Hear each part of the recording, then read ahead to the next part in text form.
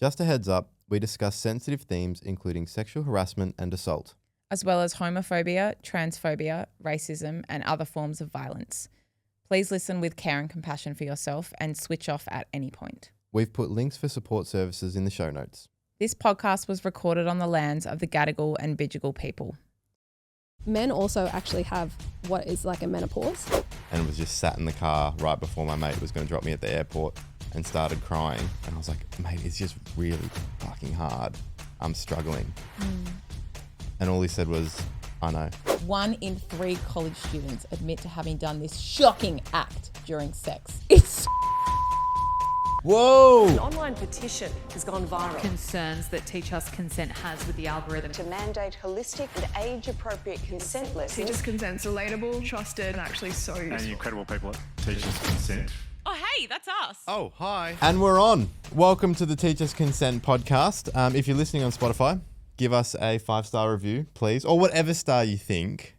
But 5 is we preferred. don't want your honesty. And you can drop a comment as well, and you can watch us there too.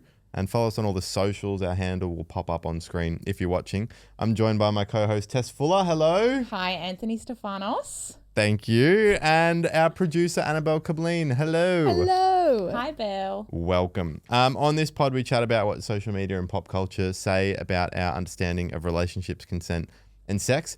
Sometimes these conversations, you can fumble through them, which we absolutely do.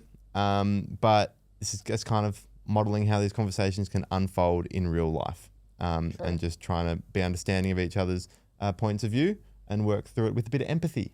Gorgeousness. What's on the podcast today, Tess? First up, we're going to talk about when men were awesome in their respective sports. We won't give too much away. Hooray!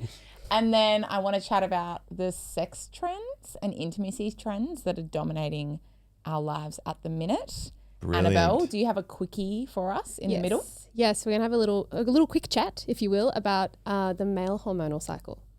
Love it. Okay. All right, let's get into it. We'll kick off with men being awesome in sport after this. I'm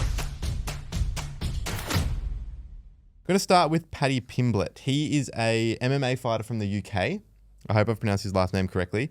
And he lost a fight recently. I think it's about a month ago, not to date this too much. Apologies. But in the post-fight interview, he took a moment to say this. Also, I've mentioned it in my post-fight interviews before about men killing themselves. 2 lads who are known by ours, Scott and Maggie, have killed themselves over the past couple of months since the last fought. So, again, men, speak up. Don't bottle your feelings up. Talk to someone. Don't kill yourself. First of all, if you are struggling, you need immediate support. Lifeline, you can call them on 131114. I think it's really cool that he has taken the moment in his post-match fight interview, to say that.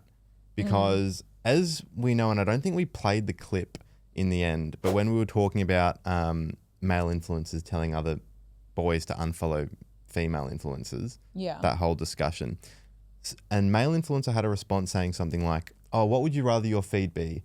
Like thirst traps or MMA training videos? So in that arena of MMA and UFC, the discipline, the toughness is really revered.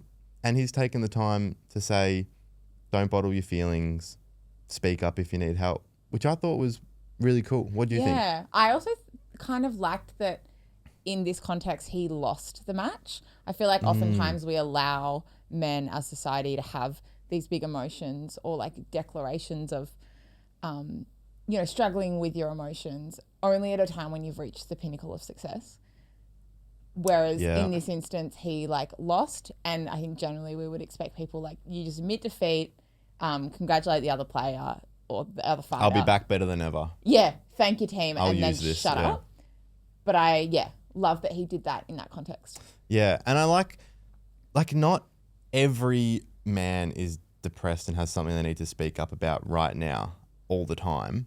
But I think it's a great, if you're watching the fight with your mates or then you go back to your gym later in the week to train, it could be a great stepping stone to be that person might have actually needed help and they feel permission now because of Paddy Pimblett. Yeah. I wonder what you thought about like the language is obviously really limited because he's only got, I don't know, a few seconds before the music plays him off. I don't know how it works at these things, but I know how it works at Hollywood award shows. you got to get on to the winner, the guy who's won the fight. You got to get on to their interview. Of course. But like the language of speak up, don't bottle up your emotions, don't kill yourself is very simplistic. Yeah.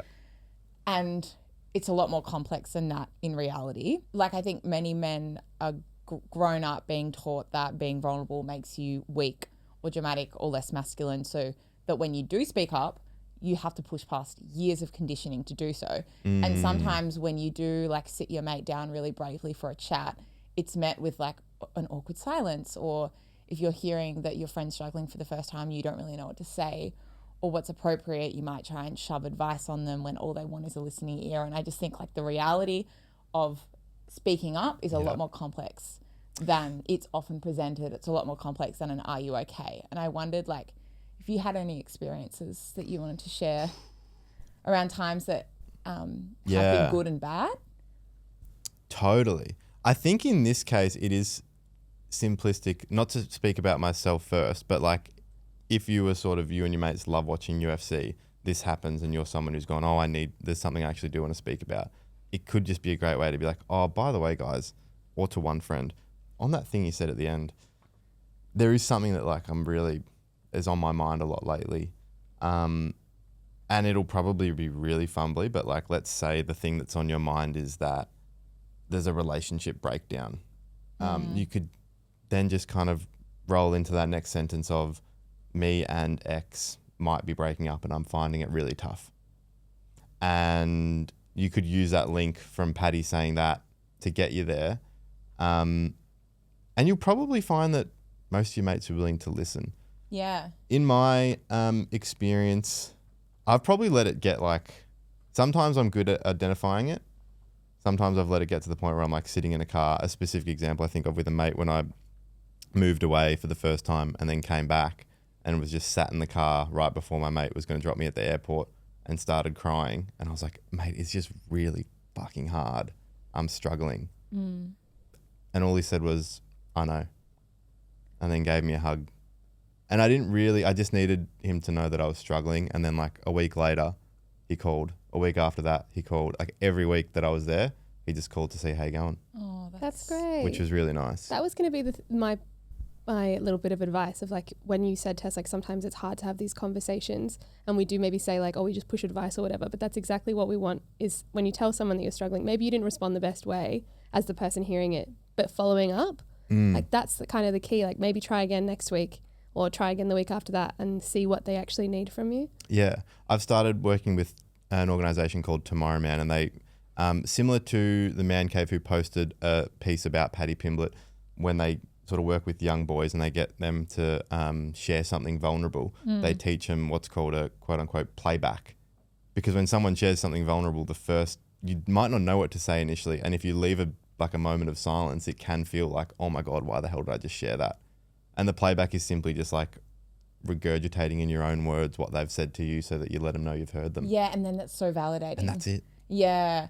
I actually remember too when like a male friend of mine was going through a breakup when I was in year 12, and it was one of the first times that my like guy friends had opened up to me. And I remember feeling like, oh, I know exactly what to do when a girlfriend is having a really tough time, but I don't know what to do in front of this guy. Like maybe men speak in a different language or they need different things. And I was like, oh no, we're all just humans. It's okay. Like we can apply the same kind of empathy and logic to anybody. But I really do feel like sympathy and empathy for men who are told through so much messaging these days, just speak up, just talk about your emotions, because it is not that easy. We've all been socialized to not expect vulnerability from men. And I think it's very fair if, you're listening to this and feeling like that option isn't quite accessible to you yet. Yeah. The nerves you probably feel right before going from, oh, guys, Paddy said this after the fight, I've actually had something that's affecting me, are probably greater than the nerves and the thought of you stepping in the UFC octagon yourself. Like, most guys would probably prefer to do that and get their ass kicked. Yeah. We understand that, like, not in every circumstances is it as easy Yeah. as we've made it sound potentially. Yeah, and I also think if you don't have someone in your life that you feel safe and comfortable talking to this about, there is so much professional help, both freely available through hotlines, which we'll chuck in the show notes, and then also privately through therapists. So the next one I want to talk about is from the recent docuseries called No Holds Barred. It's about the Greater Western Sydney Giants. They're an AFL team, and this clip that we're about to watch are just snippets from a preview that show Callum Ward, their ex-captain. He's just done his ACL or suspected ACL. He's at the back end of his career, and this season was going to be his last. So this is his last game? Well, it wasn't planning to be his last game, but this injury makes it his last game. And so we're just watching some responses that he has and that his teammates around him have. So Oh, bless. he was lying on the bench there. Getting a big hug. In tears, getting a big hug from a teammate. I think it's Lockie Whitfield, and a little kiss on the cheek as well. Lots of emotion from the other for our whole players. club, and particularly the players playing.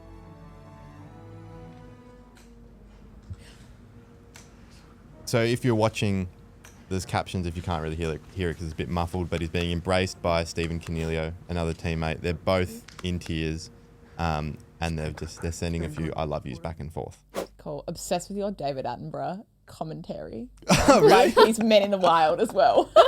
Yeah, we understand if you're listening, you might not be able to hear it, but you can watch it on the video podcast, so you don't have to go seek out that clip yourself because it's pretty moving. I watched the whole preview in prep for this, and I was like, God. It is. It's so Oh my God. I love seeing that because like historically in AFL and a lot of probably other sports like, you know, NRL, soccer, you get an injury, there's a lot of stoicism. There's a lot of like, oh, I know what I need to do, get in the rehab center, like, you know, so be it. The team will, you know, one soldier down, another one fills in the position, the team will move on, we'll still do great. And to see Cal Ward and his teammates being really emotional, the extra context of it probably ending his career adds to that, but it's nice to show that there's permission to go, actually, I'm really sad that I'm not going to be able to now play this sport that I like. Yeah, and I don't want to be told to toughen up. I just want a kiss on the cheek. Yeah. Yeah. Exactly. Also, like, really sad if you think you have one more year of hanging out with your mates, right? That's really sad. And I think the other thing in that clip you see is a lot of, like, the physios and doctors and the other teammates as upset as he is because they'd be sad for him and sad to lose him. Yeah. You know? And that's okay to express that as well. Totally. You know? Which I think's just great compared to like what you kind of used to seeing. There's a lot of like, got to get your body right. If you keep getting injuries, it's almost your fault. You're not doing the prep. And to just let them be emotional and model that to other people on like one of the most commercial places that you can in Australia in the AFL, I thought was really cool. Yeah, and the physical affection stuff is so nice too. Like, we were having a chat about this earlier before the pod, and I remember you saying like that the physical affection on a sports field is often like quite violent. It's like you get punched in the arm or slapped on the ass, which isn't that comfortable for many people. But this is like quite tender and held for a long time, and yeah, definitely out of the realm of what we're used to seeing. It's really refreshing. Yeah, and I think the AFL in general has like, or a lot of clubs in the AFL have trended with this like focus on positive well-being for their players since in 2017, the Richmond Football Club, and if you're a footy nerd, you'll probably enjoy this, but they won the premiership and they came out off the back of it and were saying like, it's because we just became more connected. We did these Triple H sessions where every player went through their Triple H. Oh. They went through their hardship, their hero, and their happiest moment of their life. And every player did that. And a lot of clubs sort of followed like, oh, we need to prioritize connection and well-being of players. Granted, maybe like some of the motivation is slightly sinister because they realize that might lead to a premiership. But it's still a net. It's not sinister, that's the game. It's still a net positive, Yeah. I would say. Totally. That's great. And sports like also just seems like a really safe place for men to express emotions that they don't usually feel comfortable or allowed to express. How so? Well, if you think about when a goal's kicked in AFL, it's guys jumping for joy. And imagine me and my friends. Like when Harry Styles comes on stage. And we're like, Imagine me and my guy friends jumping for joy because someone said like Oh, I'm engaged. Like, it doesn't feel acceptable in that part of our life, but it is on the footy field. Exactly. Yeah. But what I would say as well, that AFL is doing really well at the moment, and probably other sporting codes, is like they share a lot of behind the scenes footage of players sharing like, we got engaged. I've signed on, so I'm going to be with you guys for longer. We're pregnant. And it shows men jumping for joy at that, which is, I mean, like, I think it's great. I also think there's still a bit of a gap between like being able to express it in the sporting context and environment and then the rest of your life. Do you mean like being able to express it because you're an elite sports player and you're like a little bit more untouchable than the everyday person who maybe faces heaps of pressure from their mates? Probably. Yeah?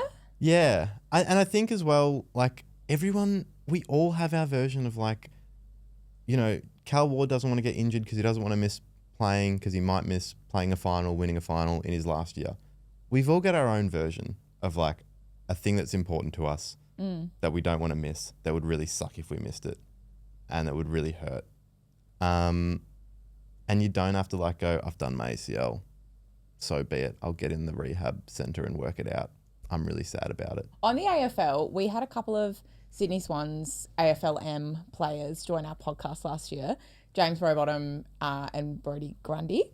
And I was looking back through some of the clips of cut downs from that podcast that we put out on social media. And there's this epic clip of Rowie that I wanted to show you guys really briefly. There's definitely a stereotype around what a male AFL footballer looks like compared to a female AFL footballer. And speaking with the AFLW girls at the Swans, some of the comments they receive about how they don't look feminine enough or something along those lines, even though they're doing their absolute best to be a professional AFL footballer. Yeah. And they really struggle with body image with society compared to what the game demands and how much they should eat and what they should eat and how much they should train. And it's a really big struggle between what society demands and what their professional intent demands. I just love this point so much because I feel like for women, as soon as you're playing elite sport, you've already disrupted gender norms. Like we talk about these awesome moments from men. What we're really seeing is like men come outside of the box of rigid masculinity, which says bottle up your emotions. But for women, like the very act of playing elite sport and using your body as something other than just being looked at or objectified or consumed is kind of subversive and groundbreaking. Yeah, so I wanted to note that. That's such a good point. Thanks, Anthony.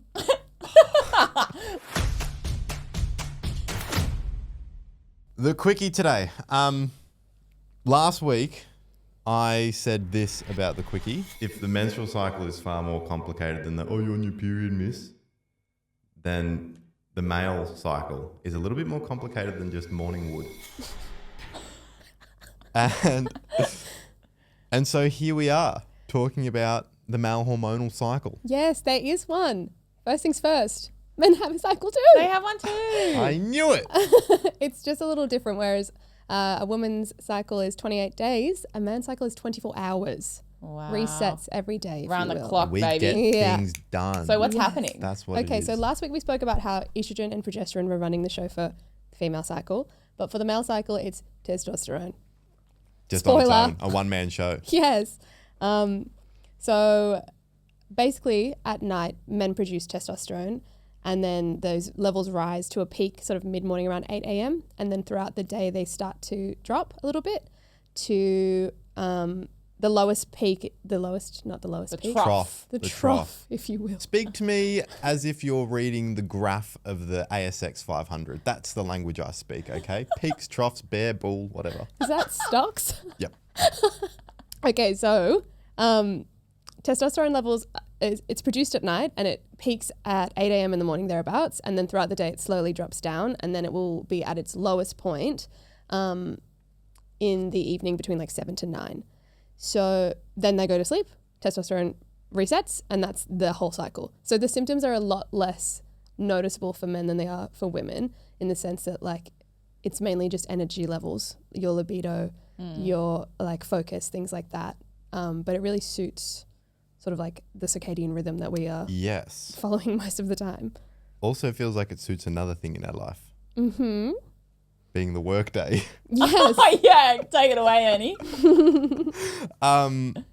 That is kind of cool to hear that like we do have something scientific going on in us throughout the day, first and foremost. Because like, yeah, I definitely feel that, and like dropping throughout the day and going like, oh, I've got far less energy. And I also feel like I can get shit done in the morning. Yeah. Like that's when I want to tidy the kitchen up or go down and get a coffee or like do something a bit productive. I feel like a lot of men also really like working out in the morning for that reason. Yeah. And just to also caveat, like everyone is different. If this isn't exactly how it works for you, that's normal All too. good. And like the 9 to 5 workday feels right because it is right for me. It's like as soon as you are completely devoid of energy, it's okay. You can go home now. Yeah, pretty much. I mean, I still do have a little bit of a lull after lunch, depending on how heavy the meal was. That's unrelated. That's digestion. But like, how do you feel as women about like the workday being kind of geared towards this 24-hour cycle for men? Yeah. How does that affect how you operate? Well, every day is like very different for us, I guess. And I think Spain do it really well in that they have menstrual leave. So that the day that you are menstruating and maybe even like the day after your first day, you can take as leave because the brain fog is real. Like you're kind of exhausted, you're not as sharp, and therefore you're just not doing your best work anyways. And I actually remember like my year 12 exams, a couple of them were on like during my period, and I felt horrendous during them and I couldn't focus. And I do remember thinking at the time, like, what if I could have just selected to do all my exams while I was ovulating and feeling really sharp? And a lot of them were in the morning too, which like, obviously you can't just say like, oh, exams need to be in the afternoon too, perhaps when testosterone drops. But there are these like subtle ways that benefit the male hormonal cycle, I would say. I'm not angry about it. No, the other thing I would say as a guy, like learning about that, it is interesting, but there's like, I can see how the defensiveness could like be, sorry to use a buzzword, but like triggered in some people to be like, all right, I know about this. It's a privilege I've got. It's existed from before I existed. I can't change it. What should I do with this information? Yeah. Well, I think you just need to like learn about the opposite sex's experience and then be empathetic towards that. Just like it's helpful for me to be empathetic to you, maybe when at work at 4 p.m. you stop replying to my messages. And I'm offline. You just suddenly go offline for a little while because you're taking a kip. That's okay with me. Trying to get my last trades in on the stock market before it closes. Literally. How's that working out for you, mate? We might cut. Yeah. We cut the other one. But I think the point is that the world wasn't necessarily or like deliberately designed around male hormones, but the 9 to 5 workday came in at a time where women had seriously limited public participation.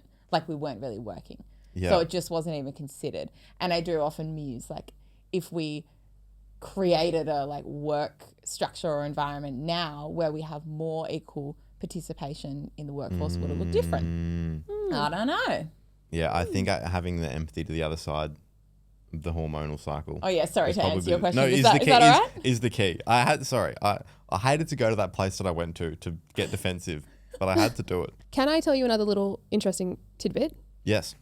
So men also actually have what is like a menopause, which we don't really talk about very often. And it's interesting because when women go through menopause, their progesterone and estrogen sort of drop by like 65% at a particular age. Like it's a really quick drop. And that's why there's lots of these like hot flashes and, all sorts of things that happen. But for men, from the age of 25, your testosterone levels drop by about 1% every year. So it's really quite a gradual change. Okay. So it's less Biology noticeable. is beautiful. You never get to 0%. No. You're not living to 125, are you? No. But but by the time it kind of becomes noticeable is around like 35 to 40, and that's when some men would start taking hormone replacement therapy, which is HRT, and having supplementary testosterone. I didn't know men could take HRT. Yeah. Wow. Yeah, like women take it, men take it, it's fine. Cool. It's very helpful. And so what are some of the like effects of your testosterone dropping? Nervousness, irritability, lower libido, low self-esteem, fatigue, and concentration problems. That's I feel a lot. like, yeah, it is a lot. And I feel like the first thing that most men notice as like a symptom or something is the lower libido, because that's the first thing that you would like kind of go, oh, something has changed in my body. Oh, true. Rather than noticing like, oh, I'm really irritable. The other thing, so like that declines by 1% every year. So those effects may come in then, but like a smaller version of those effects come in like throughout the day as your testosterone drops. Yeah. That's interesting. I think it would present like that joke of irritable man syndrome, like the other side of PMS. Oh. And I think it would probably, now knowing this, it probably presents as irritable because like it's not very manly to go, oh, I'm nervous. Or I've got low self-esteem right now. So you become irritable. But if we know that it's science, maybe I feel more permission to feel that. Good. I'm happy for you. I've learned a lot. Thanks, Belle. No worries. All right, to bring us home, there are so many sex and intimacy trends that we're hearing of, like gooning, which we're not talking about today, but we might down the line. I've heard about gooning though. Yeah, do you hear about it in schools? A little, yeah, it comes up. Yeah, like in a serious way or a joking way? Joking. Yeah, I feel like it's internet subculture. Anyways, topic for another day. Introducing sex toys into the bedroom is a big one. Also sex toys for solo pleasure. AI girlfriends and boyfriends, which we will 100% talk about next fortnight. We could be here for a while if we talked about all of them. Yeah, but oh my today, gosh. I just want to focus on two. The first one, I found this through a headline. The headline reads, 1 in 3 college students admit to having done this shocking act during sex. And I'm thinking like, clickbait, it's probably asking for consent. Or like focusing on female pleasure, you know, like or sniffing armpits, normal stuff. But no, it's scrolling your phone. Whoa. Whoa. And you don't have to act surprised. I know that you're all across this. There was a survey done in the US, and I know that here in Australia, we like to think of ourselves as quite different. Yes. 100,000 college students, 35,000 said that they do this. That's a big sample size. Mm-hmm. So that's not like, you know, your 1,800 people were surveyed. Yeah. That's a lot. Well, it was facilitated through a couple of social media apps. One was called Side Chat, another was called Yik Yak. They sound fake, but I swear. Yik Yak and TikTok. It sounds like a rip. It is a massive sample size, so we would say that the data is like pretty sound. Yeah. And it's shockingly high. Like that is high. Yeah. And it's hard to know whether the people who read that survey were like, oh, are they thinking through the lens of I send text messages to my mum and scroll through TikTok for the 20-minute period that I'm having sex? Like, or is it like your notification goes off and you check it? The reporting does say admit to whipping out their device to send a quick text or watch a YouTube video while doing the deed. Proof of just how screen-addicted Gen Z Americans have become. Well, that feels like a jab at our generation. But we did our own research just as thorough via Instagram stories at Teachers Not Consent. at all bias as What well. do you have the wording of the question, Annabelle, and the results? Yes. So we had yes to checking a notification was at 3%. Yes to scrolling on an app was at 0%. Never was at 97%. And there were thousands. Yeah, there was over 1,500. Yeah. That 0%, funnily enough, actually equals 4 votes because there were so many votes. Yes. Which means there are 4 brave individuals that have put their hand up and admitted to the shocking act. And I just want to say, call me, tell me, not like that, obviously. Call me and tell me, what is it about it that you think is okay? Because they'll probably call you during the deed because they're on their phone. Yeah. And I say brave people because then we asked the audience your thoughts and feelings on this. Yeah. And most people, if not everybody, was pretty shocked and disturbed by the trend. Anthony and I both looked through some of the responses. Most people said something along the lines of, if someone did this to me, I'd be so offended. Or that it's really rude. The first thing I would say was it's clearly the Teachers Consent followers, this is not as common as US college students. So well done. Yeah. You probably gathered that from the stats. But the things that did come up were, the feelings when someone did do it or potentially would do it. And I really liked one response was, I'd be hurt and possibly annoyed, but also deeply insecure, which is so real. Oh, I think I didn't see that one. all of us would be annoyed, but to be like, think about if someone was on their phone or you're like sleeping with them, I'd be so insecure. Like, what have I done wrong? That you're Why not don't enjoying you like this? me? That you have to go on your phone? Yeah. Yeah. Someone else said, I think you should just stop at that point because you're clearly not enjoying it. Yeah. Which was a sentiment that was coming through a lot. And I remember reading somewhere that like the measure of good sex is not how many times you make one another orgasm or like how many positions you manage to switch up. It's your presence and the enjoyment based on that presence. And if we're having that as a measure of good sex, then it's kind of clear that these people are not totally in the zone. Yeah. I mean, like, even there was a comment, an answer on there that said, had a guy check his phone and watch reels after we finished. Didn't like that either. Yeah. And I was interested to talk about like aftercare for a moment. Oh, yeah. If we will, because like even the idea of someone scrolling afterwards hurt. And why might we need that connection afterwards? Aftercare, so vital. I feel like I'm totally going to butcher this, but if you want more information, we will put a link to an article from Georgia Grace, aka G-Spot, and she talks about how you're kind of re-regulating your systems together after having sex, because there can be like a crash in certain types of hormones after you've had heaps of dopamine and serotonin, and that an easy way to like almost ease back into a non-sex life or like a reality afterwards is to maintain physical touch.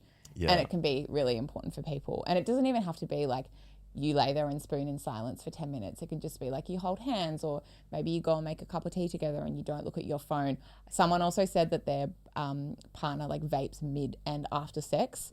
It's like not tapping back into your addictions in general. So yeah, obviously like anything that like takes you away from being present in the moment is what would really hurt. Some of the responses from the teachers' consent following and beyond, like all these are so relatable. I saw some things that I thought might be like semi-acceptable. Oh yeah? Let's test them out, first shall of all, we? before that actually, a quick shout out. Someone responded saying second screen phenomenon. Which is like how streaming services these days are trying to write really simple scripts because they know people are scrolling their phones while watching the new show. Also, honorary mention to Jesus actual Christ and oh my God, get off your phone for 5 fucking minutes. So people are really angry. Yeah, there was some really if we can angry provide people. balanced journalism. What I think is like semi-acceptable was someone wrote, only time I went on a device during sex was to allocate a uni class. I needed that shoot. Let me tell you why I think that's acceptable. Oh, yeah? Because that, okay, I could be completely speculating as the nature of the sexual relation between this uni-obsessed person and their partner. But it just seems like sometimes if you're in a relationship or even if you're just seeing someone, you get taken by the moment, swept up in the moment. Mm-hmm. But they knew 2 p.m, uni classes come out, timetables open. You check the time, you go, you both know it going in, you quickly communicate, I have to do this, but I'm still here. Done and dusted. Okay. It's not like I'm completely distracted by, I'm bored of you, therefore I'm watching TikTok. It's like you knew I had timetables opened before we started.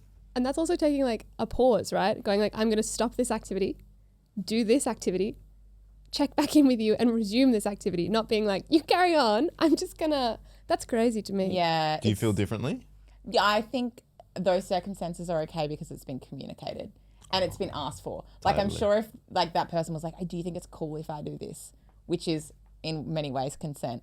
Speaking of consent, someone said, shock, why, how? Ironic, seeing as asking for consent ruins the mood. And I thought, fucking good point. Like, a lot of people are worried that paying attention to someone's body language and checking in to see if they're comfortable can ruin the mood. Just you wait until you try and show them like a mid-tier meme. Yeah. Mid-sesh. That's going to ruin the mood. Absolutely. The final one that I thought was really important to touch on and a great response is I'd be scared that someone was filming me. Oh, yeah. Yeah, did you see that one? I did.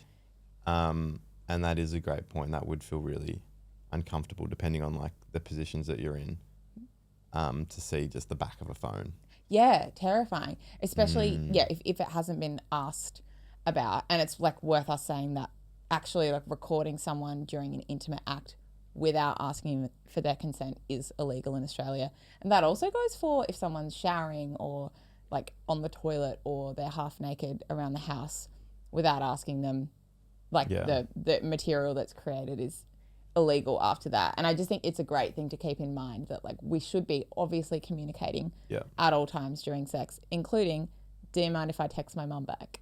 Yeah. And I think moral of the story, the American study perhaps doesn't translate directly to the Australians that we know that follow teachers' consent, hopefully.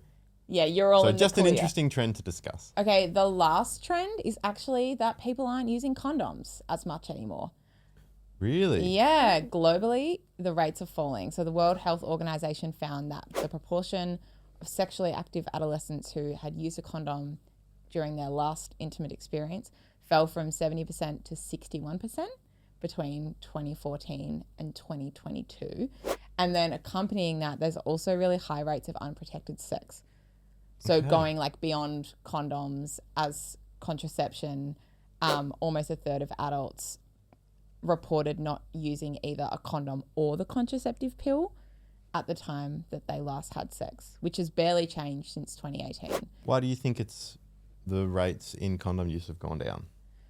I mean, one of the things that I was thinking about could be that there are more long-acting contraceptives, because a condom is like, it's dual action. It's protecting you against STIs, and it's also acting as something that will help someone not get pregnant. And because we have things like the Implanon and the Mirena, which is the IUD that gets inserted up the vagina, so these like long-acting things that stay in our body and protect us against unwanted pregnancy for like 5 years, people I think are now going like, I don't need condoms for contraception. Yeah. And we're sort of forgetting that we still need them for protection against STIs, which are on the rise. We don't have to talk about that yet. Right. What's your thoughts and feels about I was going to say use? that just like a lot of my sex ed was porn, and I'd say everyone that's now younger than me, even more so, that statement is true. And you barely see a condom in that. Literally, I looked up a study on the way here, and it's from 2014, so it's like not super recent, but these researchers analysed 100 porn videos and only 2 of them had condom usage. Which, yeah, I mean, I guess like if you've communicated between your sexual partner that neither of you have STIs at the moment, and if another contraception is being used, then there's nothing wrong with not using a condom. Yeah, if it's something you guys have discussed and agreed upon and you're like okay with the risks. Yeah, as long as you understand all the risks. But that conversation isn't shown in porn. No. So you just kind of assume like it's just, you probably just then end up believing the like the urban, they're not myths, but like it feels better without a condom, let's not use it. Or like, pulling out's just as effective. You joke with your mates, how's your pull out game? And you're like, makes it seem like normal to do that. And I don't want to be alarmist, but I did get into such a rabbit hole about the rising rates of STIs. Syphilis and gonorrhea have doubled in the last decade. Chlamydia remains high and strong. Over 100,000 people each year will contract chlamydia, and half of those people are in the 20 to 29 year age gap, which kind of tracks because that's when people are more likely to be having like multiple sexual partners.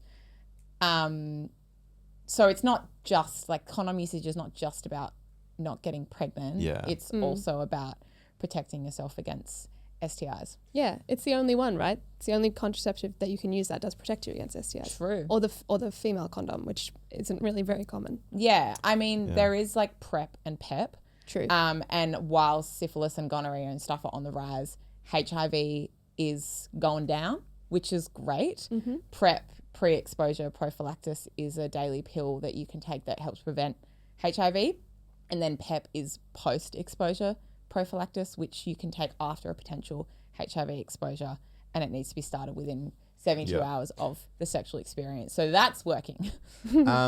Could we perhaps model some conversations on like how to go about having that convo with a sexual partner to gauge sexual health? Okay. Because if condoms are being used less, and it seems like it might be correlated or causal. I remember learning about correlation and causation in like maths and never fully understanding. Do you need me to Google this? It might be causal, but clearly the two are maybe somehow linked, that like STI rates are going up, condom rates going down. You know what I mean? Okay. So do you want to kick us off with a role play? Yeah, if you don't want to use a condom, that's cool. If you know there's another contraception being used, but also you need to be aware of the STI status of your partner. So let's... okay, hey, I bought condoms. Like, I don't really want to have sex if you don't want to use one. Like, what do you want to do? That's an easy one. You use the condoms or you don't have sex. Wait, what would you say though? I'd say no problem. Oh, thanking you. Yeah. Off we go. Of course. What's a trickier one? Okay, so you've been seeing someone and you've been using condoms till that point, but now you've just gone exclusive. And how do you start the conversation now to maybe ask if they've had an STI check, and if not, prompt that you think maybe you both should get one now that you're exclusive, just to see where you're at before moving forward. Okay. Hey, I know that we've been using condoms and that's been great because we've been sleeping with other people, but now that it's kind of just us two, I prefer how sex feels without a condom and kind of keen to not use them. But I just wondered if you have had an STI check recently. No. Oh, that's totally fine. I actually have. I tested negative to everything, which was great. Probably great news for you. But would you be open to getting one? Yes. Why did you just do the least in that interaction? One word answers. I was trying to make it difficult for you. No, but that's great language to be able to. Is that okay? Yeah, I think so. Would you have done anything differently, Belle? I don't reckon. No. Just got to be clear, right? Yeah. And then say, I guess, if you're not, I suppose if that person said no, then you'd say, okay, well, I'm not willing to have unprotected sex with you in that case. Yeah. Yeah. And which that's is cool. reasonable. Yeah. And that's your boundary. And the last thing I'll say on this matter is that there's lots of this language around oh, yeah, I've had a test. I'm clean. Not I texted negative. And what's the inverse of clean? It's dirty. And I think that language around being clean or dirty, which means just not having an STI, having an STI, does perpetuate the shame and the stigma that makes it so difficult to have these conversations in the first place.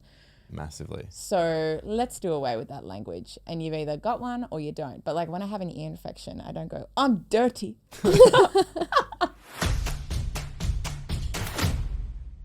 And that's the podcast for another fortnight. Keep an eye out on our socials. We love hearing your thoughts in the comments and DMs. And we also might post questions to our story the same way we did this week. And support services are in the show notes or at teachusconsent.com/get-support.